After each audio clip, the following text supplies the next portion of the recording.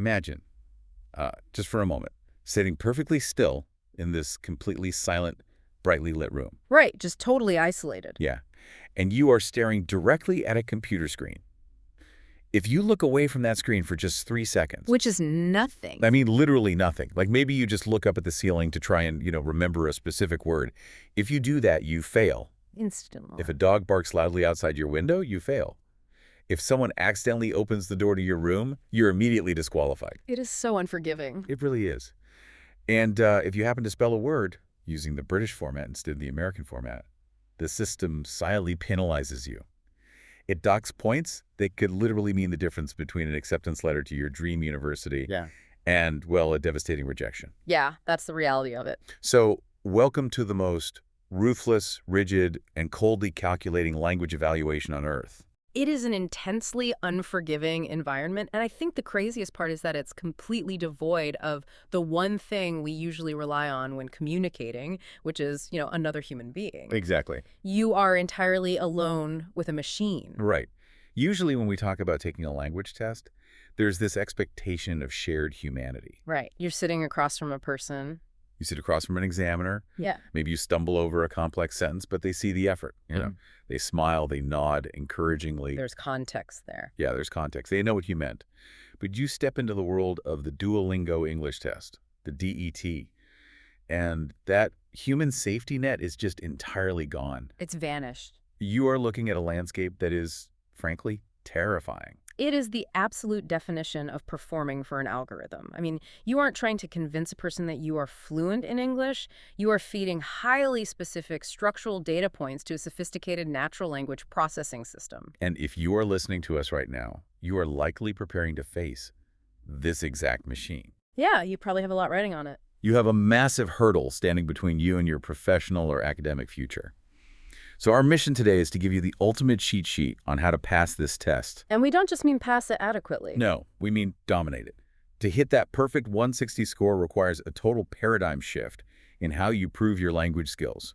We are going to decode the AI grading algorithm from the inside out. And we have an incredible stack of source material to do exactly that today. We really do. We are pulling from comprehensive transcripts of DT strategy videos. We have direct granular insights from a test taker named Jazai, who achieved a perfect 160 score. Which is insane. It's amazing. And we are cross-referencing that with advice from Yulia, a 135 scorer, who also mastered the notoriously difficult IELTS test with an 8.0. Oh, wow. An 8.0 is a huge. Yeah. And finally, we have meticulous question-by-question notes from Teacher Luke's January 2026 and 2025-2026 practice test modules. It is an absolute goldmine. I mean, we can see exactly where the algorithm sets its traps and exactly what kind of linguistic behavior it heavily rewards. Every little detail. So whether you are prepping for this test tonight, or you are simply fascinated by how artificial intelligence attempts to quantify the beautiful, messy thing that is human language, this deep dive is going to fundamentally alter how you think about good communication. I completely agree. Okay, let's unpack this. Because to defeat the machine, we have to understand its underlying logic. And the first thing we have to tackle isn't grammar at all. No, not at all. It's the mindset. The environmental mindset specifically, because the proctoring rules we mentioned. The silent room stuff. Yeah, the absolute silence, the mandatory eye contact, the visible ears with no headphones. Those aren't just there to prevent you from looking at a cheat sheet. Right. They're there because the AI actually requires pristine, uncontaminated data to function properly. Which makes sense on a technical level, I guess. Exactly. The system is evaluating your intonation, your inflection, the micro pauses between your syllables. Oh. And even the frequency of filler words like and like. So it needs clean audio and uninterrupted visual data to map your cognitive processing speed. That is why. But the most crucial psychological hurdle here isn't the webcam watching you, it's the grading mechanics hidden in the code. Okay, tell me about that. Specifically, the fact that there is absolutely zero negative marking. Let me stop you right there. Zero negative marking. Zero. So you don't get penalized for being wrong. You do not. A blank answer, like a moment of silence where you say nothing, registers as a zero. It is a void of data. Oh, I see. But any guess, no matter how wild, syntactically broken, or inaccurate it might be, has potential value to the system. That feels totally counterintuitive. It really I does. mean, we are so conditioned by traditional schooling that if you don't know the exact answer, you stay quiet so you don't look foolish. Yeah. We want to be perfect. And that desire for perfection literally paralyzes people on the DET. They encounter a word they don't know or a picture they can't describe, and they just freeze. Right. But silence is the ultimate score killer here. The AI needs input. If you give it nothing, it mathematically cannot score you. Which brings us to a foundational concept you just have to internalize. The zero inference rule. Yes. The zero inference rule. Let's dig into that. So in human conversation, we infer intelligence and fluency all the time without the other person explicitly proving it. Yeah, we read between the lines. Exactly. We use their tone, their body language, their cultural references, the shared context of the room. Sure. The AI cannot do this. It cannot guess your English level based on your vibe or your confidence. A native English speaker sitting down with a cup of coffee and taking this test casually might actually score a surprisingly low number. Wait, why? If they're a native speaker, shouldn't their natural fluency automatically trigger a top score? Not at all. Imagine a prompt asks a native speaker about a new technology. They might say, yeah, I think it's a pretty cool idea. I like it a lot, but honestly, it's hard to say how it'll work out. Right, which sounds totally normal. To a human, that sounds perfectly natural, relaxed, and fluent. But look at it through the lens of a natural language processing algorithm. Okay. The vocabulary is incredibly basic. Cool, good, hard. Oh, I see. The syntax consists of simple, independent clauses joined by and but. There are no complex connectors, no subordinate clauses, no lexical density. So the AI just sees a flat, low-level string of text. It's like a spam filter. That is a brilliant way to look at it, actually. Seriously, think about how an email spam filter works.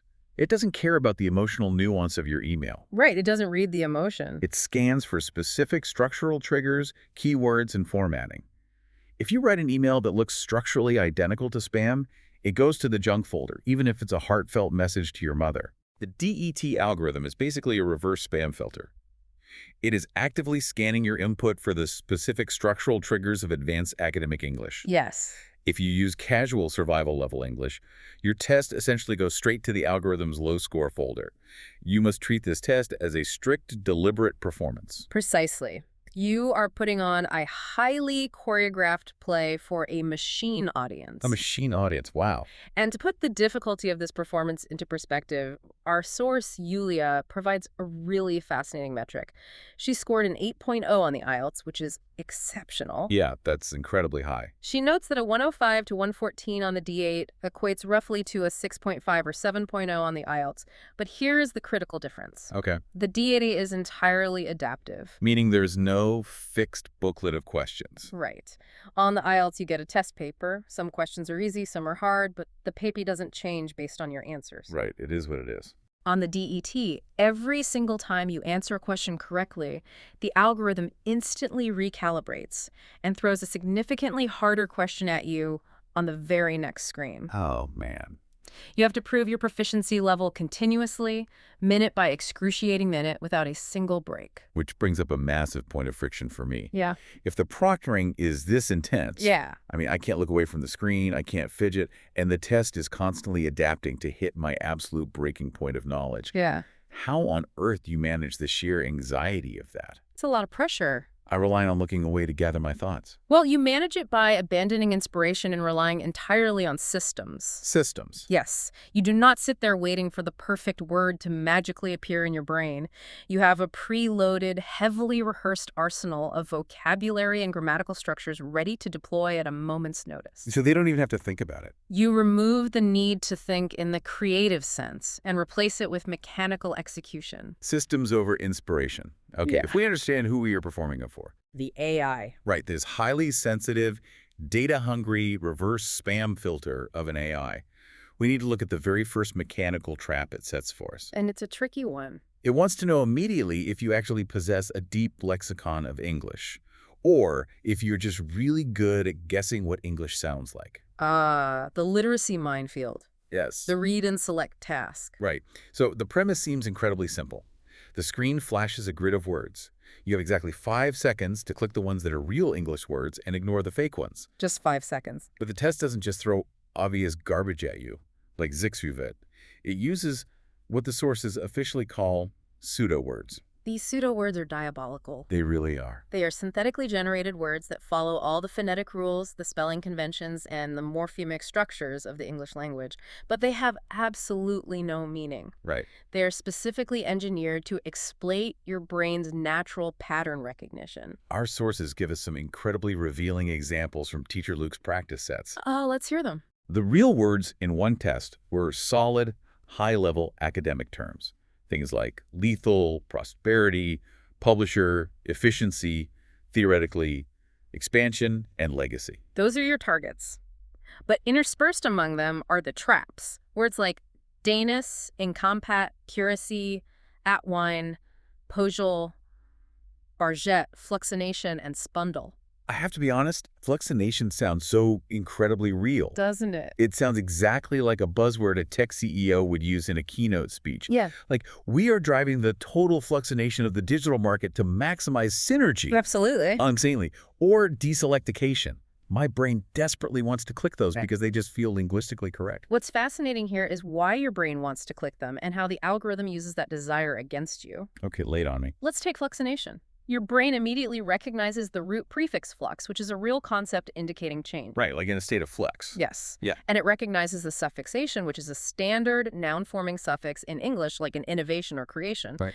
Your brain rapidly stitches those two real morphemes together and creates a phantom definition. The AI knows this. Wow. It uses these near words to pinpoint the exact boundary where your genuine vocabulary ends and your linguistic guessing begins. It maps the absolute limits of your literacy in milliseconds. So if I click fluxination, the AI instantly logs a data point like this user recognizes complex suffixes, but lacks the foundational depth to verify root word validity. Exactly. It's a hyperspecific diagnostic tool. But wait, I want to push back on this rigidity for a second. Language evolves constantly, right? Sure, it does. Especially online. If I use a piece of modern slang or a portmanteau that is widely understood, like doom scrolling or ghosting, won't the AI mark me wrong? How rigid is the dictionary this AI is trained on? That is a phenomenal question. You have to understand that the DET algorithm is not trained on the chaotic, evolving landscape of Twitter or TikTok. Okay. It is trained on a highly curated static corpus of standard academic American English. It is intentionally rigid. So no slang? None. If a word does not exist in its approved academic database, it is a 0. End of discussion. Wow. You are not there to debate etymology or the fluid nature of language. You are there to match its internal database. So what is the strategy here? Because if I only have 5 seconds, I do not have the cognitive bandwidth to debate the morphemic origins of spundle with myself. The strategy, as dictated by our 160 scoring sources, is ruthless elimination. Ruthless elimination. If you cannot conjure the exact definition of a word, or if you cannot confidently put it into a sentence right that second, you must assume it is a synthetic trap. Oh, I see. Do not fall for words that simply sound right. Certainty is your only shield. Let's do a simulation to show the listener how fast this has to happen. Okay. Let's run a rapid-fire test based on Arno's mock test data from the sources. I'm going to read a list, and you explain exactly what the brain should be doing in those 5 seconds. Ready? Let's do it. Asset. Real. Financial or valuable item. The house is an asset. Click. Innovation. Real. New ideas or methods. Click. Stop. Now, telly is a widely used British slang term for television. Right. Everyone knows telly. But remember our discussion about the strict academic corpus? In the context of the DET, our sources explicitly mark this as a distractor. Oh, wow. The DET heavily favors standard formal American English. You do not click it. That is a brutal trap. Okay, next. Awarding. Fake. It mimics the phonetic structure of aborting or exhorting. The brain tries to make it fit, but it doesn't exist. Ignore. Tottering. This is a fascinating edge case. Really? Yeah, our source notes indicate this was actually marked as a fake word in a specific DET mock test set. Wait, but totter is a real word. Right, meaning to walk unsteadily. It is a real English verb in the broader dictionary. If it's a real word in the dictionary, why does the test mark it fake? Because it falls outside the algorithmic boundaries of the academic English corpus, the test prioritizes for this specific difficulty tier. That is insane. This reinforces the absolute strictness of the test. If it isn't a widely recognized, functionally useful word in an academic or professional context, it might be classified as a distractor. Wow. But generally, the traps are the pure synthetic fakes, like a renter or posal. It really is walking through a minefield. Fair. But identifying words in isolation is just the first layer of the defense, isn't it? Just the very first. The algorithm doesn't just need to know if you possess a dictionary in your head. It needs to know if you understand how those words interact with each other. Context is everything. And it turns out your regional spelling habits might be sabotaging you before you even finish typing a sentence. Which brings us perfectly to the fill-in-the-blanks matrix. So you've proven you can recognize the AI's rigid definitions of words. But recognizing language is passive. The moment the test forces you to generate language and put it into context, your cognitive load basically doubles. Easily. This section gives you a paragraph with several words missing, and you have a strict 20-second constraint per question to type in the missing letters. And before we delve into the strategy of finding the right words, we must address the spelling trap you just alluded to. The American English Mandate. Yes, the AI's geographical bias. It is a critical, uncompromising technicality. The DET actively penalizes British spellings. So unfair. If you write color with a U, or recognize with an S instead of a Z, or theater ending in RE instead of ER, it is marked fundamentally incorrect. Which is infuriating for millions of students who learn British English. It is. But again, look at it through the lens of string matching. The algorithm is not a sympathetic matcher who says, oh, I see they were educated in India or the UK, I'll allow this regional variation. Right. The code asks, does input equal expected string? If input color does not equal expected string color, output is 0. You have to actively overwrite your spelling muscle memory. Assuming we have successfully reprogrammed ourselves to spell like Americans, how do we actually tackle these blanks when we have less time than it takes to tie a shoe? The absolute golden rule here, heavily emphasized by Yulia, is the whole sentence first methodology. Okay, whole sentence first. The biggest mistake test takers make is looking at a gapped word in isolation and trying to guess it based purely on the 2 letters provided. Because it's a trap. The answer is almost never found in the blank itself. It is hidden in the structural math of the surrounding sentence. The structural math. Explain how we calculate that. Think of grammar as your deductive cheat sheet. Let's say you are looking at a sentence and there is a blank space that requires a noun. You don't know the noun, Okay. but look at the verb directly adjacent to it. If the verb is go, the grammatical math dictates that the subject must be plural. It has to be women or scientists. Oh, right. If the verb is goes, the subject must be singular, like woman or scientist. You are using the mechanical rules of syntax to eliminate 50% of the possibilities before you even consider the narrative meaning of the paragraph. That is incredibly satisfying. It's like solving a Sudoku puzzle. The numbers around the blank box tell you what has to go inside. That's a great analogy. Our notes also highlight parallel structure as a major clue. Yes, parallel structure is a massive algorithmic trigger. If a gap appears in a list. Like a comma list. Right. For example, a sentence reading, success requires hard work, late nights, and P blank. Okay. The missing word must match the grammatical form of the other items. Hard work is a noun phrase, therefore the blank must be a noun. The P tells us it's likely perseverance or patience. That makes total sense. The test is checking if you understand that language is symmetrical. Or adverbial clues.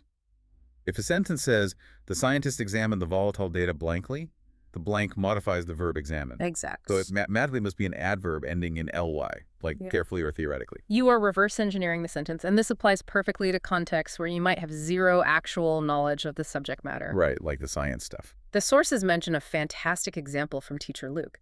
You might get a dense paragraph about geometry. You hate math. You hate math. The paragraph describes a triangle, and the blank starts with equal.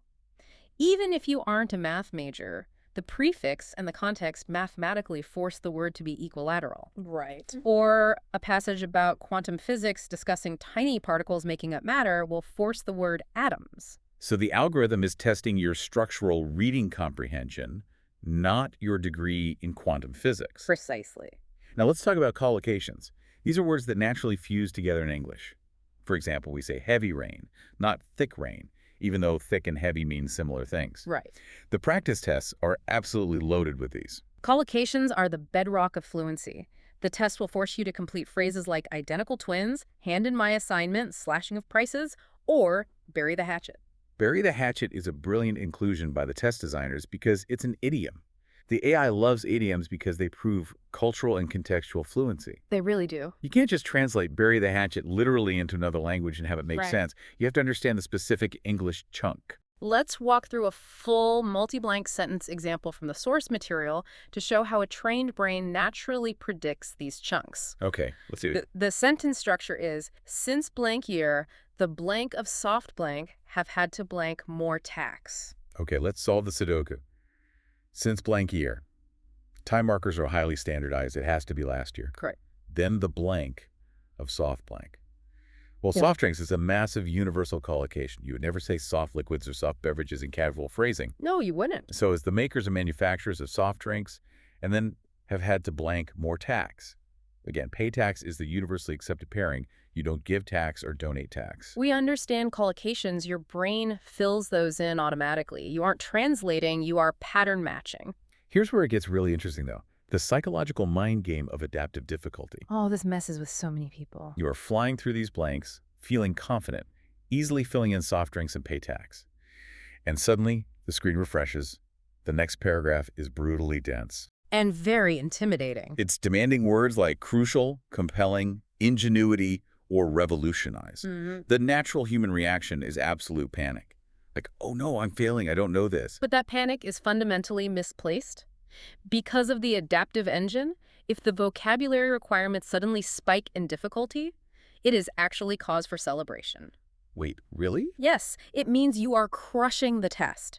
The algorithm has analyzed your previous answers, deemed you too advanced for the current tier, and has graduated you to the high score bracket. Oh, I love that perspective. When you see a blank that requires revolutionize instead of just change, you should take a deep breath and think, okay, the AI believes I am a 140 level speaker. Now I just have to prove it. So you survived the literacy minefield. You've navigated the grammar math. But everything we've talked about so far is essentially passive. True. Recognizing a fake word or filling in a highly predictable blank is one thing.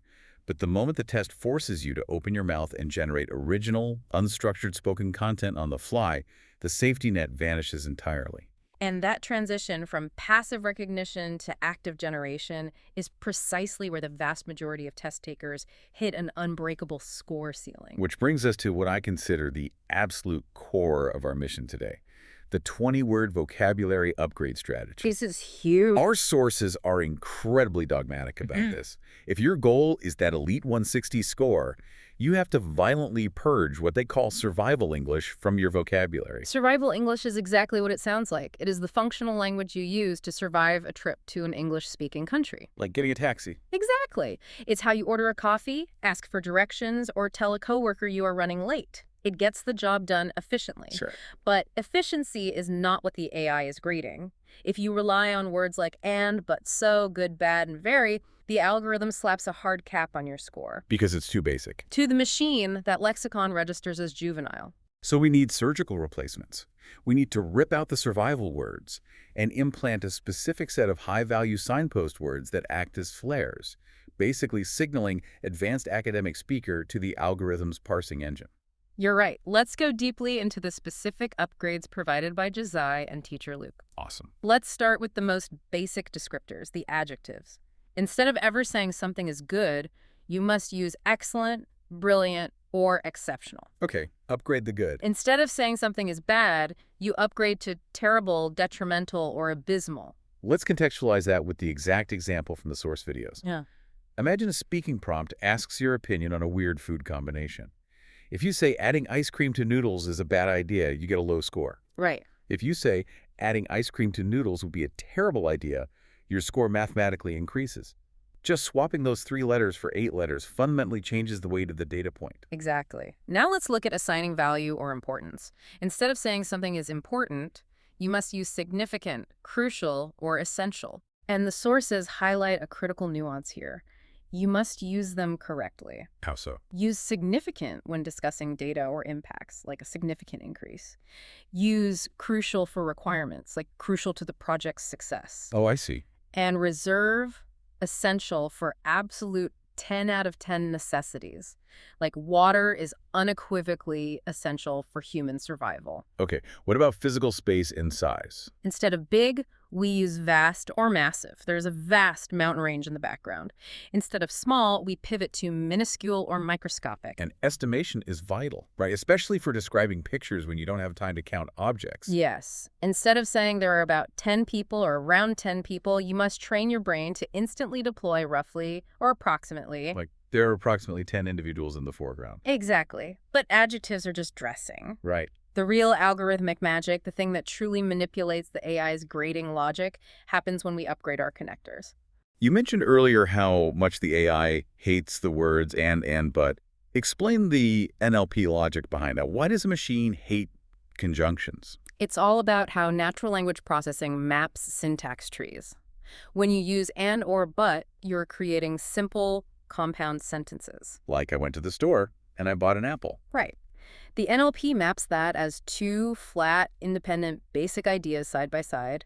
It requires very little working memory from the speaker. Okay. The AI craves depth, not just width. It wants complex sentence structures with subordinate clauses. To force a subordinate clause, you have to use high-level connectors. So instead of also or and, we transition to furthermore, additionally, or moreover. And instead of but, we deploy, however, nevertheless, or despite. I want to do a deep dive role play on this right now, because hearing a list of words is one thing, but understanding the psychological friction of executing this under a ticking timer is another. Go for it. I'm going to answer a mock speaking prompt using my natural baseline survival English. The prompt is, describe a significant challenge you faced. I have 20 seconds to prepare, and then I speak. Here's my natural answer. I'm listening. A big challenge I faced was my final exam in college. I studied really hard for it, and I read all the books, but the test was very hard. I didn't know a lot of the answers, so I felt bad. But I kept trying, and I ended up passing. Okay, stop the clock. Let's run that through the AI's syntax parser. Tear it apart. It's grammatically flawless. A human understands your struggle perfectly, Sure. but the AI sees a disaster. You used big, really hard, very hard, bad, and but, and so. Thanks. Your syntax tree is completely flat. You proved you can string basic verbs and nouns together, but you demonstrated zero structural complexity. The algorithm assigns you a 105. Ouch. Okay, let's run it again. This time, I am consciously forcing myself to use the 20-word upgrade arsenal. I'm going to physically suppress my urge to say but. Here we go. Let's hear the upgrade. A formidable challenge I encountered was my final university examination. I prepared extensively, reviewing all the crucial literature. Nevertheless, the assessment proved exceptionally difficult. Despite my initial panic regarding several unfamiliar questions, I persevered. Furthermore, by maintaining my focus, I ultimately achieved a passing grade. Look at the structural architecture of what you just built. It felt weird, I'll admit. Let's dissect the most important maneuver you made, which was using despite. Despite my initial panic regarding several unfamiliar questions, I persevered. Right. By choosing despite, you forced yourself to construct a complex noun phrase. My initial panic regarding several unfamiliar questions, rather than a simple independent clause. Oh, I see what you mean. You demonstrated grammatical flexibility. You showed the AI that you possess the working memory to hold a subordinate concept in your mind while navigating toward the main verb, persevered. That is a 160-level syntax tree. It is incredibly difficult to do on the fly. It feels like you are wrestling with your own tongue. Which is exactly why casual practice is lethal.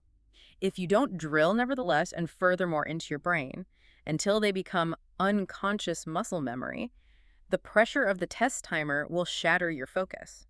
And you just default back. You will instantly revert to saying but, and.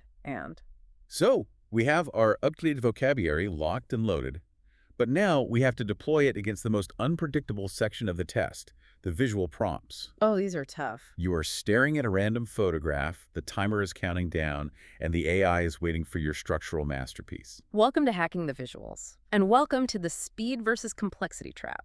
The DET employs two drastically different types of image tasks, and if you confuse the strategies for them, you will tank your score. Let's start with the rapid-fire ones. Right, the 3-second rule. Yulia is adamant about this distinction. The test will flash an image on the screen and give you only a few seconds to type or speak the name of the object. So don't overthink it. Do not attempt to be Shakespeare here. If it is a picture of a mug, Do not say, "This appears to be a ceramic vessel utilized for consuming hot beverages." Just type mug or cup. Exactly. In the identification microtasks, speed and absolute accuracy are the only metrics that matter. The AI just wants the noun. But then the trap springs. Yes, it does. The test will transition to a different task where it displays an image and gives you a minute or more to describe it in detail. If you look at a picture of a mug for a full minute, say it is a mug, and then sit in silence for 55 seconds, You fail. because silence is a zero. But how do we fill 60 entire seconds talking about a photograph without rambling, repeating ourselves, or sounding insane? You use a rigid, unvarying structural framework. The source will provide a brilliant methodology called the three-step hierarchy for image descriptions.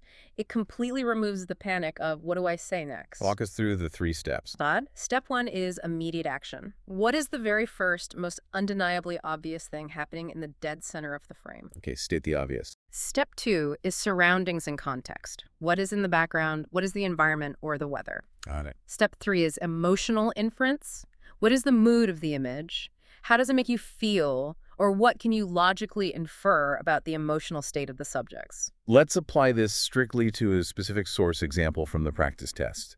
The image is a photograph of a car on fire in the middle of a street. Okay. Step 1, immediate action. In the foreground of the image, there is a vehicle engulfed in flames. Nice. Step 2, context. In the background, there is a thick plume of smoke obscuring the city buildings, and several bystanders appear visibly shocked. Very good. Step 3, emotional inference. Looking at this scene, the atmosphere is incredibly tense, and I feel a sense of profound alarm regarding this catastrophe. Boom!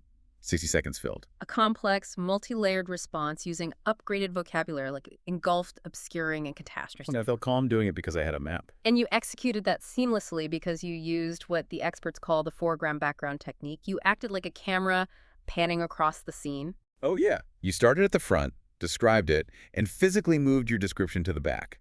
This ensures you never run out of material, and it provides a logical, sequential flow that the AI syntax parser can easily track.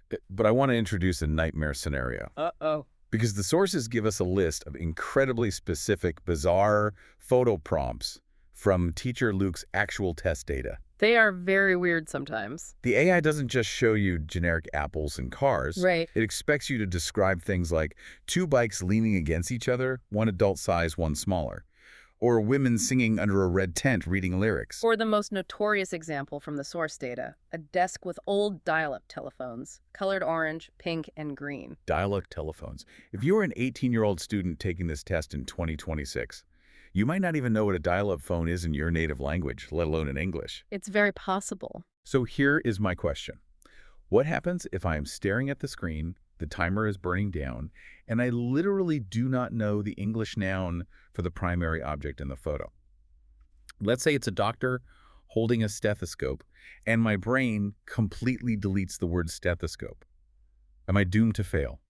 You are absolutely not doomed, provided you understand the linguistic art of circumlocution. Circumlocution, okay. This is the power of approximation and highlighting. The worst thing you can do is stutter, panic, and say, I don't know the word for the neck thing. Right. Instead, you use advanced structural language to completely bypass the specific noun while still sounding like an academic expert. Show me how that maneuver sounds in practice. Instead of freezing, you say, the image incorporates a variety of interesting medical details, but I would like to highlight the medical professional in the foreground who is examining a patient utilizing a highly specialized instrument. Wow. Utilizing a highly specialized instrument. That is incredibly smooth. It sounds deliberate. It is deliberate. You never said the word stethoscope, but you successfully deployed incorporates, highlight, medical professional, utilizing, and specialized instrument. The AI must love that.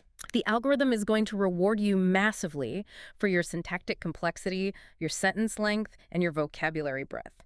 The AI values the complex structure built around the missing word far more than it values the noun itself. That is a massive relief. Yeah. It proves that the DET is genuinely a test of your architectural command of the language, not just a brutal trivia game of nouns. Exactly. But this leads us perfectly into the next major psychological hurdle. What happens when the visual safety net is taken away entirely? Oh, boy. What happens when the prompt isn't a picture you can point at, but an abstract concept, and you have exactly 20 seconds to prepare a 3-minute speech? This is where we must introduce the fake it rule. And honestly, this requires the most profound psychological shift for anyone taking the speaking portion of the test. Okay, let's set the high-stress scene. The screen refreshes. Text appears. Describe a gift you gave someone recently and why it was meaningful. The timer starts ticking down from 20 seconds. What are the vast majority of test takers doing wrong in those 20 seconds? They are desperately trying to write a script in their head. They are trying to draft perfect, full sentences on a mental notepad. Which is impossible in 20 seconds. Right. 20 seconds is barely enough time to read the prompt, comprehend it, and take a deep breath. By the time the microphone turns on, they have only planned their first sentence. And then what? They deliver that sentence beautifully, and then they stare at the camera in abject terror because they don't know what comes next. So what is the alternative to mental scripting? You establish anchors. You identify 2 or 3 broad thematic bullet points. Like what? The who, the what, and the outcome. That is all the planning you do. You trust your pre-drilled, upgraded vocabulary to naturally build the bridges between those anchors once you start talking. And what about the people who say, I don't need anchors, I'll just memorize a template? I see so many videos online promising the ultimate DET speaking template for a 160. Right, they're everywhere. It's usually something like, in today's modern world, this topic is of highly debated importance. You must stop using those immediately. Do not touch them. Really? The DET engineers are not stupid. The algorithm is continuously updated to actively flag and heavily penalize recognized, memorized templates. Oh, they catch them. If the AI transcribes, in today's modern world, this topic is of highly debated importance, it instantly cross-references that string against known online cheat sheets, realizes you bought a PDF off the internet, and tanks your score. That is brutal. Instead of templates, you must rely on strong, original topic sentences that directly state your specific position, followed immediately by your own detailed evidence. Okay, no templates. But let's get back to the fake it part of the rule. Because this is where Jezai, our perfect 160 scorer, completely changed how I approach standardized testing. It's a game changer. The prompt is, describe a gift you gave. Under the pressure of the countdown, my mind goes entirely blank. I try to search my actual memories. I realize the last gift I gave was, I bought my mom a generic wool scarf 3 years ago for Christmas. And suddenly, you are trapped. Exactly. I'm trapped trying to describe a gray scarf for 3 minutes.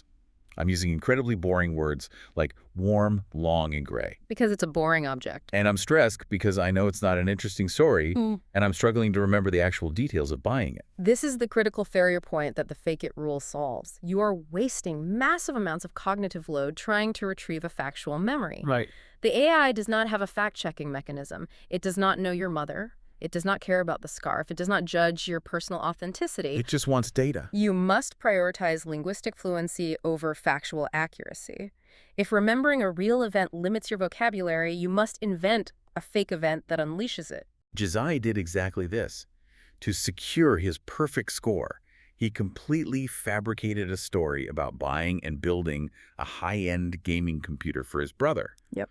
Now, why a gaming computer instead of a scarf? Because the fictional computer allowed him to access his elite vocabulary arsenal. Let's analyze the exact words Jezai used in his fabricated narrative. Because he wasn't struggling to remember facts, his brain was free to focus entirely on word choice. Okay. He talked about the shared camaraderie of building the machine. He described his brother's palpable joy. He stated his brother was absolutely ecstatic and that this technology allowed them to connect quite literally halfway across the world. Palpable joy. Yeah. You are never going to naturally use the phrase palpable joy when discussing a gray scarf in the mall. Never. By inventing the scenario from scratch, Jezai constructed the perfect theatrical stage for his 160-level performance. He engineered a situation that required complex adjectives and abstract emotional nouns. And this fake it strategy applies just as urgently to academic topics. Oh, definitely. Let's examine the say something rule. As we established, silence is a 0. But occasionally, the test will ask you to speak about a subject you possess absolutely 0 knowledge about. Right. For instance, analyze the impact of fossil fuel subsidies on the global economy. If you aren't an economics or environmental science major, your brain just flatlines. You have nothing to say. But you cannot stay silent. You must pivot. Pivot how? You acknowledge the prompt and then use transitional language to steer the conversation into territory you do know. Okay, give me an example. You say, While the intricate complexities of fossil fuel economics are vast, it is absolutely crucial to examine the alternative side of the energy sector, specifically the rapidly expanding infrastructure of solar and wind power. Wow. And then you spend 2 minutes talking about solar panels, which you read an article about yesterday. That is brilliant. You maintain complete fluency, you deploy complex grammatical structures like while the intricate complexities, and you keep the linguistic data flowing to the algorithm without missing a beat? You never stop talking. Let's look at a couple of the university sample prompts from Teacher Luke's data. These are particularly high stakes because these specific recordings are often sent directly to the admissions departments of the universities you apply to, alongside your AI-generated score. Right, real humans might hear these. One prompt asked the speaker to discuss an opportunity that only comes with age. The example given was learning to drive a car at 17. Notice how the speaker elevated that topic. A low-level speaker would say, I learned to drive a car. It was fun. I went fast. Very basic. The high-scoring speaker focused entirely on the abstract concepts surrounding the action. They discussed the profound sense of independence and the expanding of geographic horizons. They took a mundane physical action and elevated it into an academic analysis of personal growth. Yes. Another fantastic example from the source was discussing a book that significantly influenced your life. The test taker chose to discuss Richard Feynman's autobiography. Surely you're joking, Mr. Feynman. Oh, that's a good one. And rather than just summarizing the plot, they used the book as a vehicle to demonstrate an analytical mindset, discussing how Feynman solved complex physics problems by engaging in lateral thinking rather than just rigid tinkering. So what does this all mean? Haha, you stole my catchphrase. I really couldn't resist. But let's connect this to the real world. What's this mean for the listener outside of the testing environment? It means that learning how to pivot gracefully when you are cornered with a question you don't know the answer to isn't just a sneaky test trick for an AI. No, it's not. It is a vital, high-level skill for human communication. Think about a high-stakes job interview, or a public speaking engagement, or a hostile Q&A session after a corporate presentation. You have to think on your feet. You will inevitably be asked a question you do not have the perfect factual answer for. The ability to stay completely calm, use sophisticated transitional language, and smoothly pivot the conversation to a related topic where you can demonstrate your absolute competence. That is executive presence. That is exactly what confident executive-level communicators do every day. The DET is just forcing you to execute that skill with an algorithm meticulously judging your every syllable. That is a profound perspective. The test acts as a high-pressure crucible for developing executive presence. Okay, we have conquered the passive reading, the rigid writing, and the psychological warfare of the speaking prompts. Now, we have to tackle the newest and most complex evolution of the DET format. The interactive scenario. Yes. The DET has updated its test to include these multi-step dynamic tasks that simulate actual university life. Let's start with interactive reading. Interactive reading is a significant step up from filling in a single blank. You are presented with a lengthy, dense academic text, and you have to identify main ideas and locate contextual synonyms. It's intense. It is not a test of your ability to read words on a page. It is a test of your ability to understand the hierarchy of information within a text. Our sources highlight a great example of this. The test presents a dense, multi-paragraph passage detailing the evolution of mobile computing over the past 2 decades. You have to read this text, and then the system asks you a question. Right. What is the most important factor in the changes to communication? To answer, you have to literally click and highlight the specific sentence in the text that contains the answer. And this is where the AI tests your synonym matching capabilities. A low-level test taker will frantically scan the text looking for the exact phrase, most important factor. Because that's how we're taught to take tests in school. Exactly. But they won't find it because the text doesn't use those words.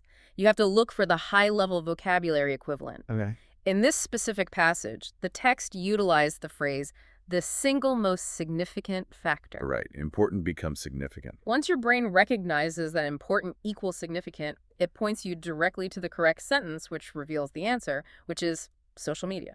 It's essentially a high-speed scavenger hunt using an internal thesaurus. But the interactive listening section is even wilder. You are no longer just reading text. You are actively engaging in a simulated, multi-turn conversation with an AI character. Yes. The scenarios are designed to be highly realistic representations of university interactions. Like what kind of interactions? In one example from the 2025-2026 format breakdown.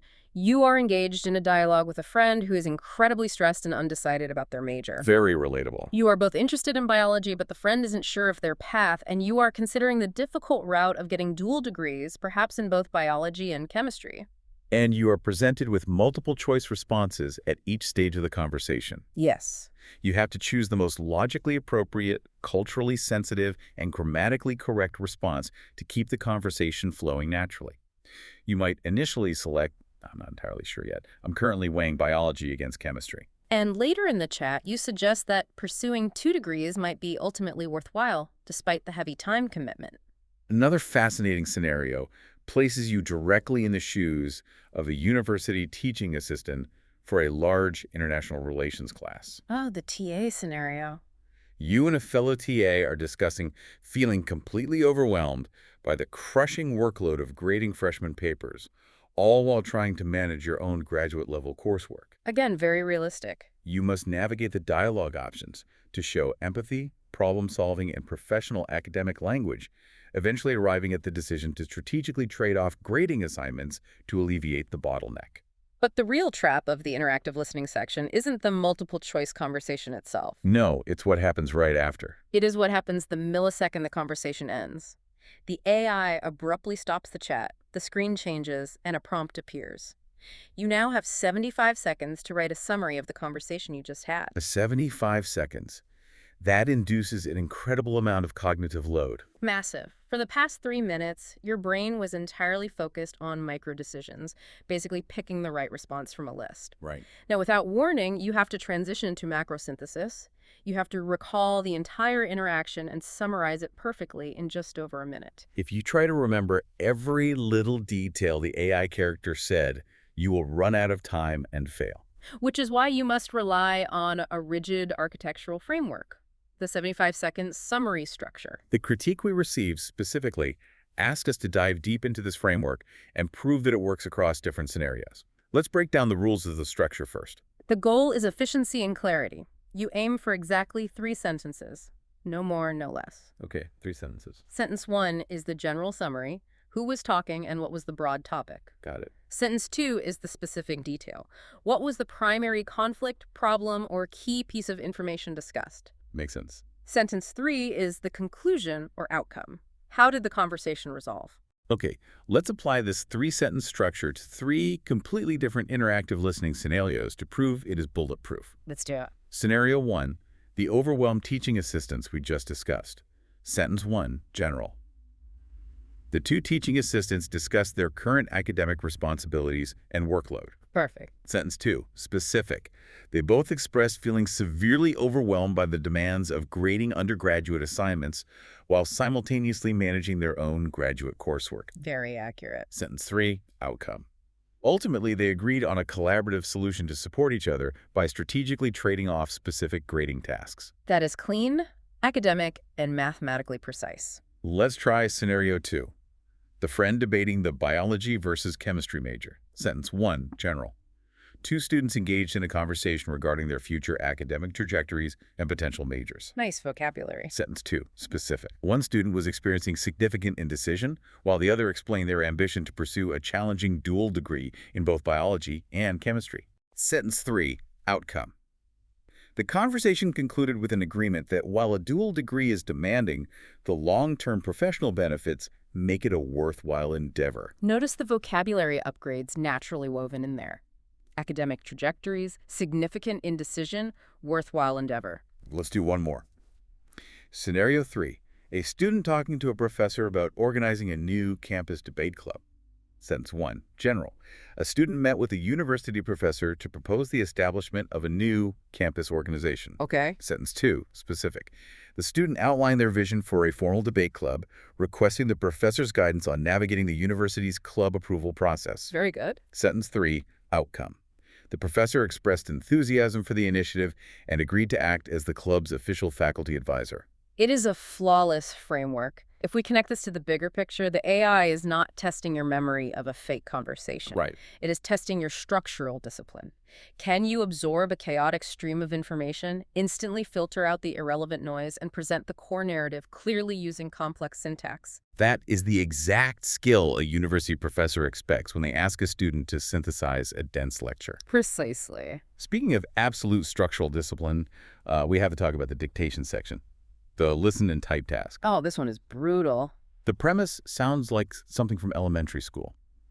You hear a sentence spoken through your speakers and you type exactly what you hear. It sounds trivially simple. It is arguably one of the most punishing, unforgiving sections of the entire test. Really? Why? Because the AI is not just listening for the correct vocabulary words, it is analyzing your auditory processing speed and your punctuation with microscopic precision. Punctuation, really? Yes. The dictation sentences are explicitly engineered to trap you on advanced grammar mechanics and subtle phonetic blends. Let's break down some of the most devious dictation traps pulled straight from teacher Luke's and Arno's mock test data. Trap number 1, contractions. The audio plays and the speaker says, "There's a restaurant in the hotel," or "We've ascertained the truth." The instinct for a vast number of non-native speakers, particularly those who are educated in highly formal, traditional academic settings, is to expand the contraction. Right, because it feels more correct. They want to prove to the machine that they fully comprehend the grammar. So they type, "There is a restaurant in the hotel," or "We have ascertained the truth." And the AI instantly marks it wrong. Completely wrong. You must type exactly, syllable for syllable, what you hear. Wow. If the speaker uses a contraction, you must use the contraction. The AI is testing your raw listening acuity, not your formal expansion skills. It wants to know if your ear can catch the subtle S or V sound blended into the preceding word. Trap number 2, tag questions. The audio says, "You are a school teacher, aren't you?" This is a pure punctuation trap. The AI is testing if you understand the grammatical rules governing appended inquiries. So what are the rules there? It requires a comma immediately before the tag and a question mark at the absolute end. "You are a school teacher, comma, aren't you?" Question mark. If you miss that comma, you lose points. If you accidentally use a period instead of a question mark because you're typing too fast, you lose points. Yes, every single keystroke matters. Here is another incredible punctuation trap from the sources involving introductory clauses. The audio says, "Besides lending books, libraries offer various other services." Or, despite graduating years ago, he still has access to his university email account. The AI is waiting to see if you recognize the introductory dependent clause. You must place the comma correctly before the main independent clause begins. So if you type, "Besides lending books, libraries offer," without the comma, the string mismatch registers a penalty. It absolutely does. And then we reach the absolute pinnacle of auditory difficulty. The tense traps. The audio plays the sentence spoken quite quickly. When he stood up, he realized that his leg had fallen asleep. Let's isolate the phrase "had fallen asleep." Past perfect tense. Right. But in fast, natural spoken English, the D consonant in the word is often swallowed or heavily softened. Almost silent. To a stressed test taker, it might easily sound like he's fallen asleep, which is present perfect. And this is where your deep grammatical knowledge has to override your imperfect hearing. If you understand the structural math of the sentence, you can deduce the correct word. By looking at the other verbs. Exactly. The primary action of the sentence, standing up, is firmly in the past tense with stood. Therefore, the action that occurred prior to him standing up, his leg falling asleep, mathematically must be in the past perfect tense, had fallen. You use your structural logic to verify and correct what your ears thought they heard. Exactly. It is mind-blowing how every single section of this test, even the section that seems to only test listening, is ultimately a brutal interrogation of your underlying grammatical architecture. It really is. But here is the reality check. Bringing all these modular skills together, the relentless vocabulary upgrades, the 3-step image hierarchy, the 75-second summaries, the meticulous comma placements. Executing all of this at peak cognitive performance requires one final defining element. Mental endurance. Yes. Section 8, test stamina and the practice loop. Because sitting in that silent room and taking this test is physically and neurologically exhausting. The DET is uniquely jarring to the human brain.